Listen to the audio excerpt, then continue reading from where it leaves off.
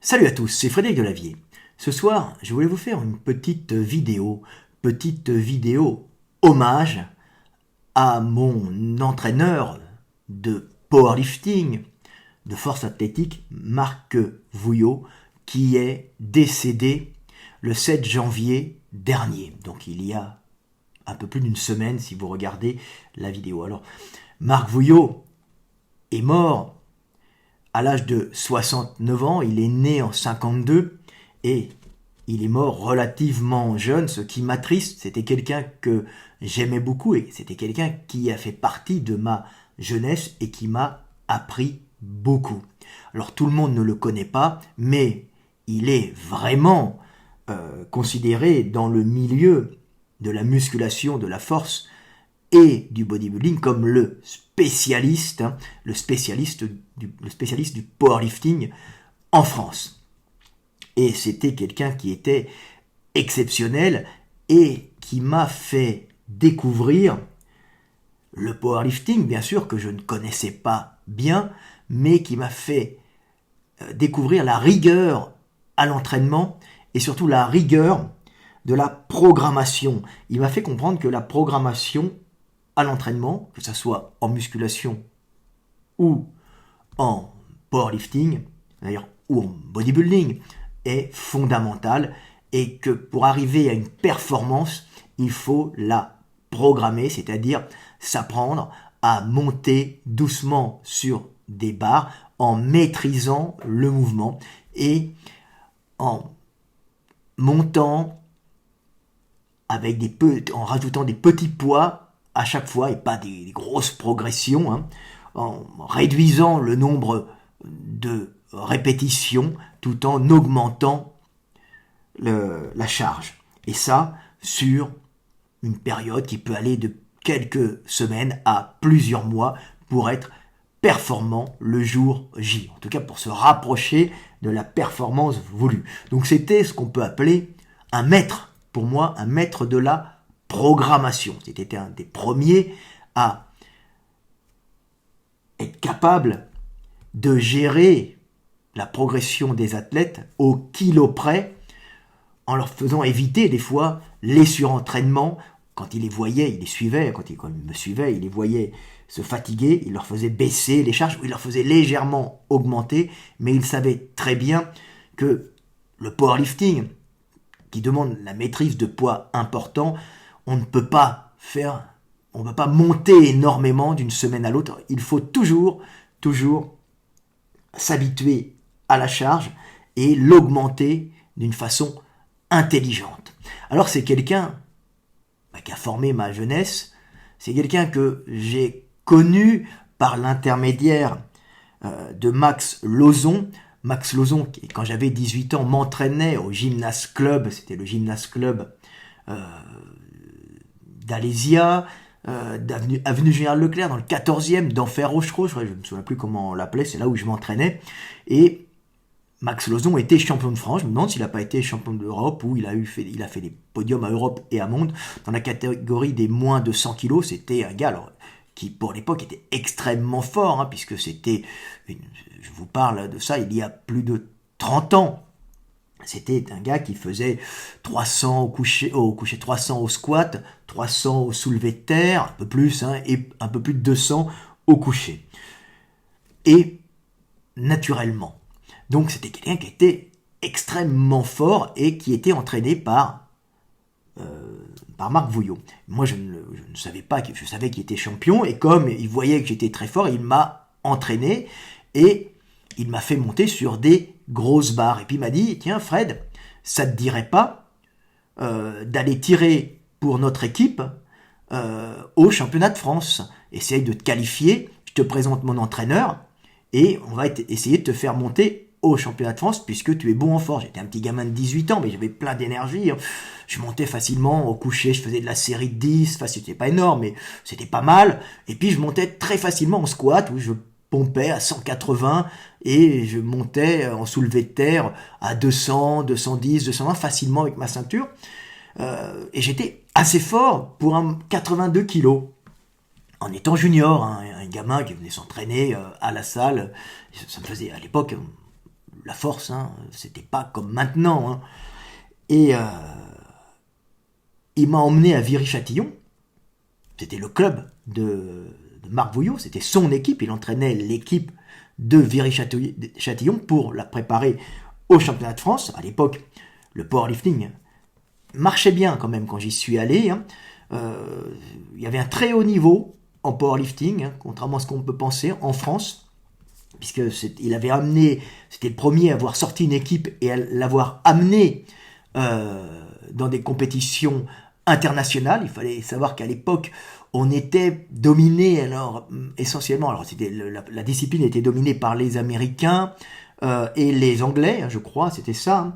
Donc c'était un sport qui était peu pratiqué en Europe puisque c'était l'haltérophilie qui principalement était le sport de force le plus pratiqué, mais aux États-Unis c'était le powerlifting. Donc il a fait monter des équipes, il a préparé des gars pour monter au championnat d'Europe et au championnat du monde.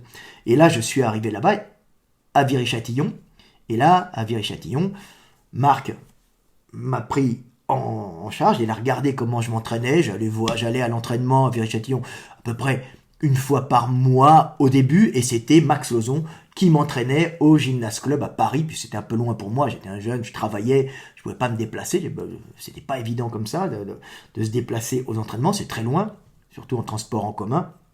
Donc je m'entraînais à d'Enfer-Rochereau, donc Paris, hein, au Gymnase Club, ça s'appelle le Gymnase Club avant, puis ça a changé, Club Medgym, et puis après je me souviens plus comment ça s'appelle.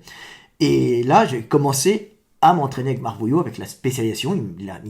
Il m'a expliqué comment faire les mouvements, surtout comment progresser sur les saisons. Il m'avait fait des carnets de progression, et c'est ça que je me souviens le plus de Marc Vouillot, c'est la qualité de ces carnets de progression qui me permettaient de monter sans me fatiguer, sans avoir à penser aux exercices que j'allais faire. Et il avait cette intelligence aussi dans ses carnets de commencer à adapter des entraînements en fonction de nos points forts, points faibles. Donc c'était déjà, il m'avait formé à ça, et un peu de nos morphologies. Alors c'était une approche qui était bien moins aboutie que celle que j'ai créée après, sur des années, mais il avait commencé à la mettre hein, dans ses formations, mais il avait surtout cette capacité de calcul des progressions et de surveillance des athlètes pour qu'ils arrivent en forme, pas trop fatigués et performants le jour de la compétition. Donc je me suis entraîné la première année avec Max Lozon qui était champion de France. J'ai gagné les championnats du 93, ou c'est pas du 9-3. J'ai ma petite médaille ici, je la garde encore, je vous la montre, c'était avec Marc Vouillot, c'était l'équipe de Viry-Châtillon, hein. C'était mon entraîneur, il m'avait emmené là-bas, j'étais fier, il y avait toute une équipe qui était très sympa, et progressivement s'est joint dans l'équipe un ensemble de personnes que vous connaissez actuellement, hein. Encore, il y avait Miguel Marie-Sainte, qui était un monstre, je me demande s'il n'a pas fait champion du monde, qui était dans ma catégorie au début, il est beaucoup plus fort que moi, puisqu'il avait... très fort en squat, il était plus fort que moi en squat, il avait à peu près le même niveau, peut-être un petit peu plus fort en soulevé de terre, mais il avait surtout un énorme développé couché, c'était un des premiers juniors en moins de 90 dans la catégorie GT, j'ai commencé en 82 kg, moins de 82, après moins de 90, et en moins de 90, Miguel était vraiment le plus fort, et c'est là qu'on voit qu'il y a quand même des morphologies, et il était le plus fort parce qu'il avait un bon squat, un bon soulevé de terre. Alors moi j'avais un bon squat et un bon soulevé de terre, un peu moins bon en squat à cause de mon grand porte-à-faux et de mes grands fémurs. J'ai des très grosses cuisses et très longs fémurs, mais des énormes cuisses. Moi j'ai des énormes cuisses, les gens ne le savent pas, ça se voit pas trop, mais elles ont une grosse circonférence, mais comme elles sont longues, ça se voit pas trop. Et par contre au coucher je pêchais un peu, j'étais pas très bon, hein. J'ai jamais dépassé en junior 155 kilos, hein, à la claque bien sûr et sans maillot, et lui était à 200, c'est qui était extrêmement impressionnant. Donc il y avait Miguel Marie-Sainte dans l'équipe, et il y avait aussi mon camarade Denis Andala qui lui était monstrueux au squat, il a été recordman de France de squat, et je peux dire que c'est un gars que j'ai connu vraiment bien. On était toujours ensemble dans les chambres d'hôtel quand on allait au championnat de France. Moi j'ai fait 2 saisons, lui il a dû en faire 3 de plus que moi, parce que moi je me suis arrêté, il fallait que je travaille, j'avais pas une possibilité de cadre de vie qui était agréable, j'étais tout seul, j'avais mon appart à payer, il fallait que je bosse beaucoup. J'étais pas dans des conditions extra, mais je continuais à m'entraîner à fond, mais même nutrition, c'était pas le top. Et Denis Andala, lui, était extrêmement fort. Il est venu s'ajouter à nous, et il avait un squat qui était à 300, et naturellement, c'est un gars qui était en junior, junior, moins de 90 à plus de 300 kilos, 302, 305, junior, donc on était dans l'équipe junior. Donc c'était un mec très fort, il était court en jambes, grand buste, et il avait un très bon coucher aussi, puisqu'il était monté, je crois, il devait me mettre 10 kilos dans la vue au coucher, et par contre au soulevé de terre, il a toujours eu du mal, prise de main difficile, et comme il était court, il avait du mal à faire son soulevé de terre. Mais il est monté champion de France plusieurs fois, je pense. Et il était recordman de France du squat. C'était un gars extrêmement fort. C'était un cric au squat. Et je me souviens que dans l'équipe, j'arrivais à lui mettre en travaillant en fond parce que j'ai la forme l'hiver, 2,5 kg sur les compétitions l'hiver. C'est-à-dire les sélections, je lui mettais 2,5 kg dans la vie. Et puis l'été, il me mettait 40 kg au championnat de France dans la vue. Donc, tu vois, moi, je varie beaucoup en fonction du climat. L'hiver, j'arrive à avoir la pêche. Et l'été, j'étais un peu moins performant. Surtout, les championnats de France ça avait lieu plutôt au printemps. Saison où je suis en général pas très en forme. J'ai pas beaucoup d'énergie. Puis ça repart l'été pour être en forme en hiver, en plein hiver. Donc au niveau des sélections, j'arrivais l'hiver à me faire mes sélections en rivalisant avec les meilleurs. Et après, je redescendais malheureusement sur le championnat de France. C'est pour ça que les gars disaient mais Delavier il est bon, mais après il a pas le mental. Non, c'est pas que le mental, c'est aussi une question de cycle. Et puis j'avais pas une super morphologie pour le soulevé de terre. Mais Marc Vouillot m'a permis, avec une morphologie pas top, c'est-à-dire des jambes trop longues proportionnellement, pour faire un bon powerlifter. J'avais la masse musculaire et j'avais l'influx nerveux, mais on va dire des jambes trop longues pour être un bon power, et des avant-bras trop longs pour faire pour avoir un coucher extrêmement fort. J'étais pas mauvais au coucher, mais c'était pas bon. Alors que Denis avait vraiment une bonne morphologie, Miguel Marie-Sainte aussi. Alors j'ai fait mon premier championnat de France. Marc Vouillot m'a entraîné. C'était très bien, il m'a fait monter, et là j'étais vraiment très très fort. Malheureusement, j'étais au top de mes performances en junior, et je sais que je crois que sur moins de 90, j'ai dû faire 250 ou 255 au squat. J'ai fait 270 ou 275 au soulevé de terre, et j'ai fait 150 au coucher.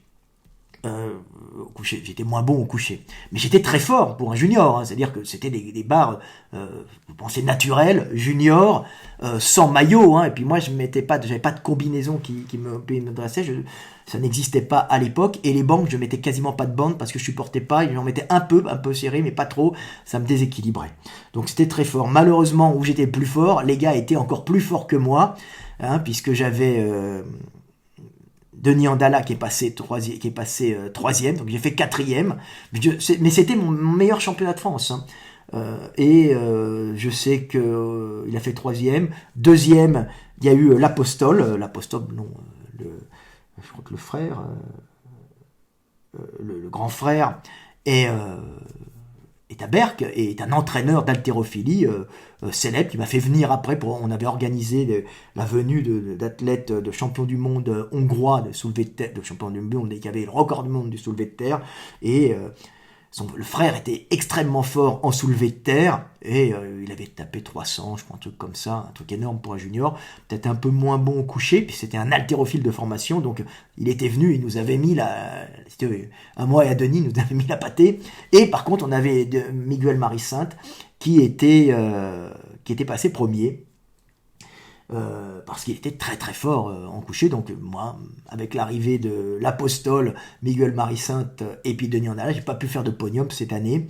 J'ai fait un podium l'année suivante, alors en moins de 100, c'est vrai, j'ai grossi, mais ça m'allait pas. J'ai réussi à faire la sélection, et les sélections étaient tellement hautes à l'époque, ils les avaient mis trop hautes, après ils les ont baissées, qu'on n'était que 2 au championnat de France, et j'étais blessé à l'épaule. Et je me souviens que j'ai fait deuxième sur deux, mais c'était des sélections très dures, il n'y avait pas beaucoup de monde, et on était même meilleurs que les seniors quasiment, puisque c'était Marais, je crois, qui après fait des barres énormes, qui était sur les championnats du monde, qui était devant moi. Mais moi j'étais, je dirais en fin de carrière, parce que j'étais jeune, mais j'étais fatigué à cause de mon boulot à côté, pas d'argent, une vie qui était difficile, j'étais au RMI, donc c'est pas évident de faire du sport de haut niveau quand tu as des problèmes financiers, quand tu payes ton logement, tu vois, quand c'est difficile, quand t'as pas une bonne nutrition aussi, mais quand même avec Marc, ça m'a permis d'aller très haut grâce à son système de progression. Donc je suis très content d'avoir connu Marc Vouillot.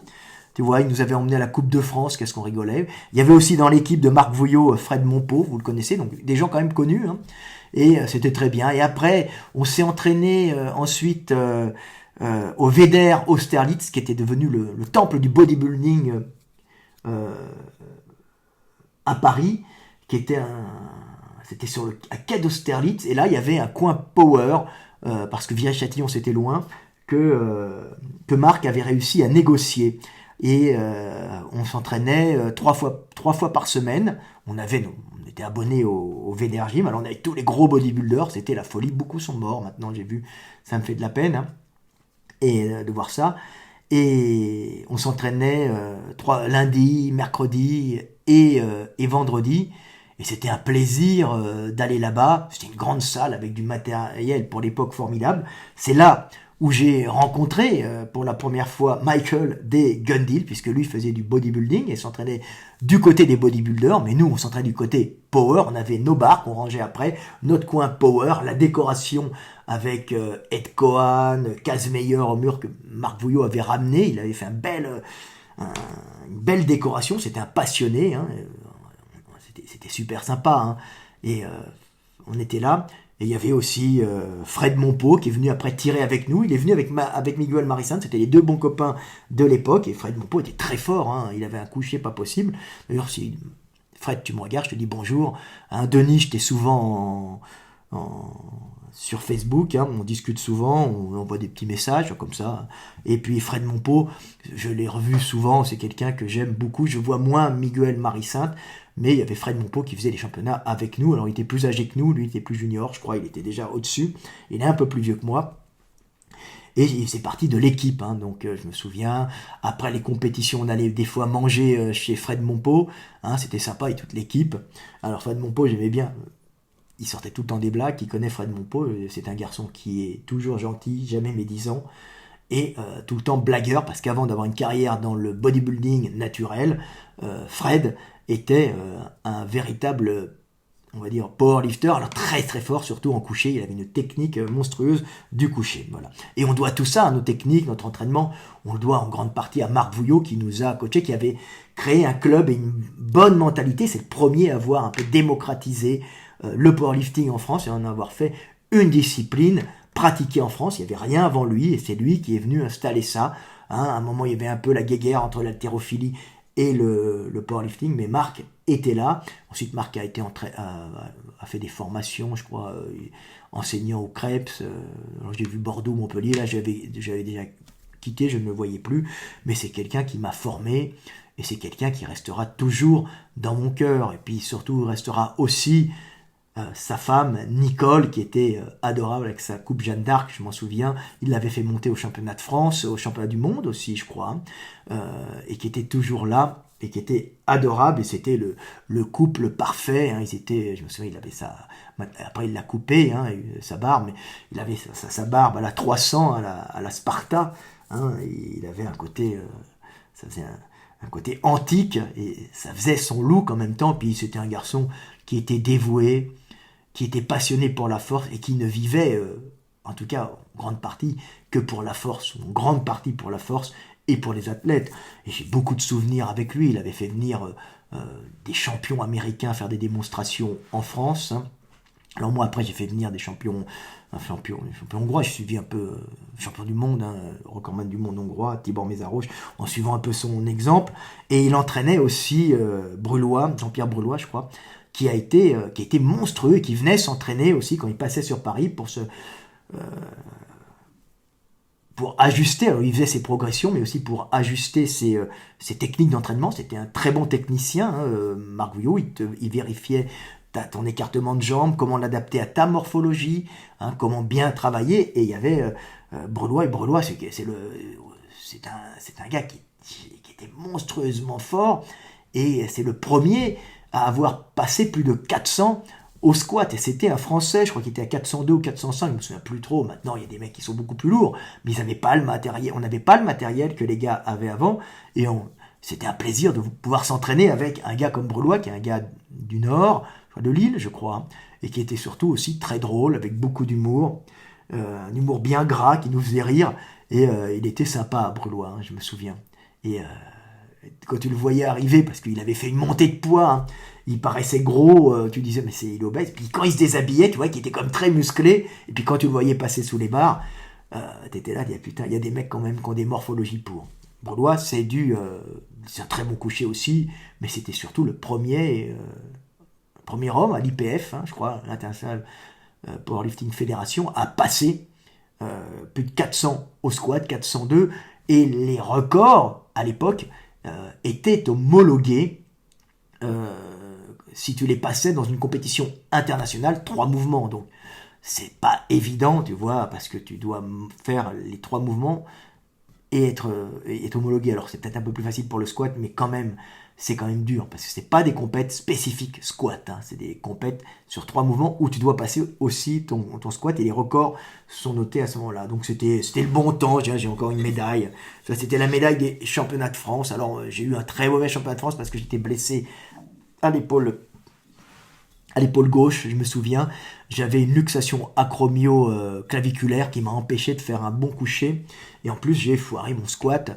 Je me souviens, j'ai raté la première barre, je tombe en avant, j'étais fatigué. La deuxième, je tombe, allez, il me met ma dernière barre, c'est-à-dire que j'ai fait ma progression et ma barre finale en ayant raté mes 2 premières barres. Et là, je la monte d'un coup. Et il y a Marc Vouillot qui me dit, putain le connard, mais c'est pas possible. Et je la monte hyper facile.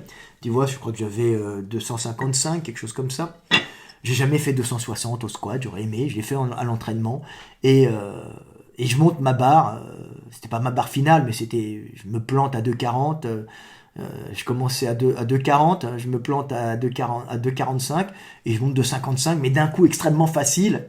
Et Marc, il dit, putain, mais t'avais 20 kilos. Oui, malheureusement, moi, c'est ça. Si je suis pas dans l'axe, je monte pas bien. J'ai un squat qui est assez bancal. Si je suis un centimètre devant ou 1 centimètre derrière, ou plutôt devant, je suis déséquilibré. C'est très dur. C'est pour ça que, en fin de compte, ça m'allait pas. Il fallait que je maîtrise vraiment d'une façon extrême le mouvement. Je n'avais pas cette possibilité de pousser sans penser à la concentration sur le positionnement du dos, hein, parce que j'ai des fémurs très longs, des chevilles pas tellement, des chevilles raides, c'est-à-dire des mollets tendineux et l'articulation de la cheville pas très mobile, un buste très court, ce qui me posait d'énormes problèmes. Donc des fois j'arrivais à être dans l'axe. Et quand j'étais dans l'axe, j'étais très fort. Quand j'arrivais à faire ma modulation dans ma montée, c'est-à-dire que je me tombe en avant et je me relève au bon moment, mais il suffisait que je perde une fraction de seconde et j'étais déséquilibré. Donc c'est pas bon. Donc voilà. Mais je ne pouvais pas monter tellement plus loin, en tout cas naturellement. Hein. J'ai tapé 260 avec lui, avec son entraînement en salle, 155 fois en compète. Je suis monté à 150 en compétition, en couché, ou 155, je me souviens plus. J'en ai fait pas mal peut-être parce que j'en faisais plusieurs. J'étais meilleur sur les sélections que sur la compétition finale de France. Et puis par contre le soulevé de terre, j'avais pas trop de problèmes. Hein, j'étais à 270 tout le temps. C'est pas le soulevé de terre qui me posait des problèmes. Là, j'étais bien placé. Voilà. Donc c'est les souvenirs avec Marc Vouillot, tout le temps des souvenirs sympas. C'est ma jeunesse. Marc est mort, Marc est parti. Hein. On ne pourra plus le revoir. C'est l'absence. Il reste Nicole. Nicole, je te donne mes condoléances. Hein. Et il ne restera pour moi de Marc que de bons souvenirs.